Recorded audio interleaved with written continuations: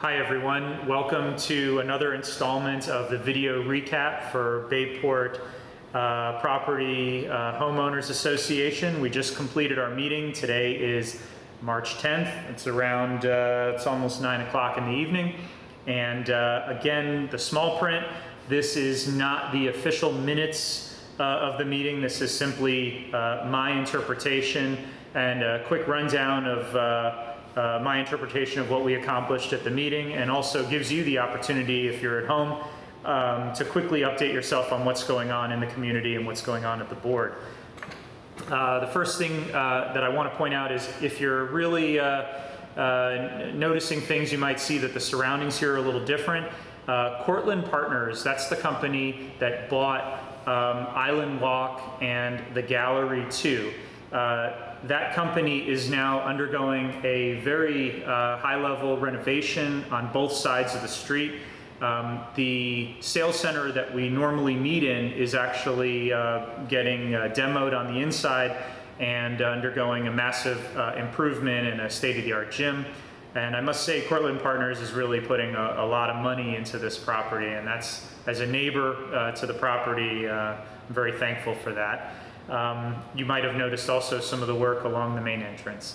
Okay, getting along with the meeting, again, we moved to this new location across the street in the gallery pool. We had just a very small number of homeowners in attendance. We didn't really have much of a public forum today, so we just went right into the reports. Going down the list in the order on my agenda here, we had Jeannie Spencer, the members of her ARC committee reaffirmed and are staying on for another year. We also had the members of the Covenants Committee. We have 4 members on that committee. We'd like to get some more because it helps when you call a meeting. We need 3 for a quorum. We reaffirmed those committees.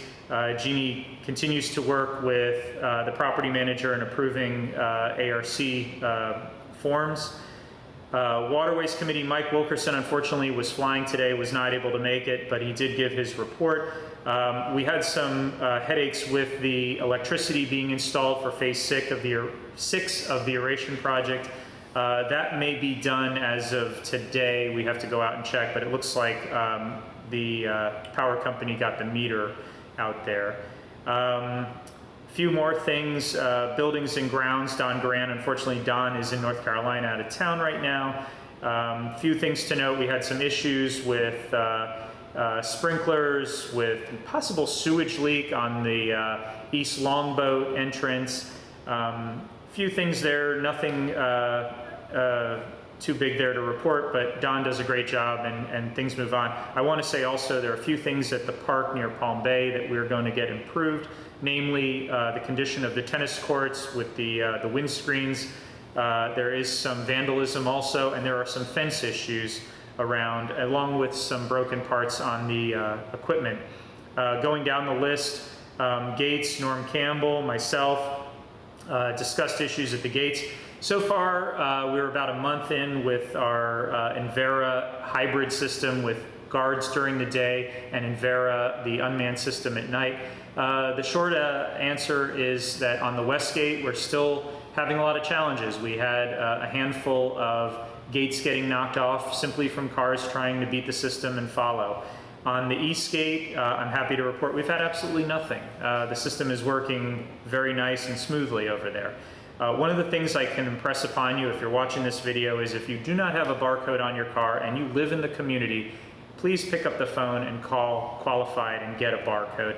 The more people we can get over to the owner side of our gates, the more we can focus on the guest side coming in and handling that business. Also, Tamara Almond on the Vice President's report and dealing with the attorney. Unfortunately, it looks like today we might have found a new squatter has moved into one of our abandoned properties in the neighborhood. That property should be able to come under our control, so we will be going after that. We have a few other house cleaning items, but bottom line is Tamara continues to go after as hard as we legally can every house that is not paying their assessments that should. Pete Billings, I got to give kudos to Pete. He's been dealing with the qualified website, which uses the TOPS program, which is a management software program that's really big in the industry.